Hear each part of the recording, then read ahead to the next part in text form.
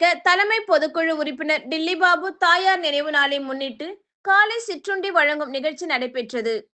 தேசிய முற்போக்கு திராவிட கழகம் திருவள்ளூர் கிழக்கு மாவட்டம் மாதவரம் கிழக்கு பகுதி 19வது வட்ட தலைமை பொதுக்குழு உறுப்பினர் எம் டில்லி பாபு தாயார் தெய்வ திரு எம் வள்ளியம்மாள் அவர்களின் 1ஆம் ஆண்டு நினைவு நாளை முன்னிட்டு காலை சிற்றுண்டி வழங்கும் நிகழ்ச்சி மாதவரம் மாத்தூர் 19வது வட்டத்தில் மாவட்ட கழக செயலாளர் ஆட்டந்தாங்கல் கே எம் டில்லி தலைமையில் நடைபெற்றது.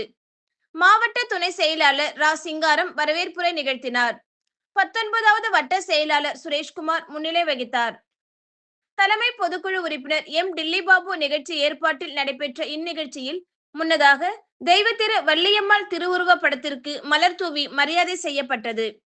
அதனைத் தொடர்ந்து நடைபெற்ற நிகழ்ச்சியில் 500 பேருக்கு காலை சிற்றுண்டி வழங்கப்பட்டது.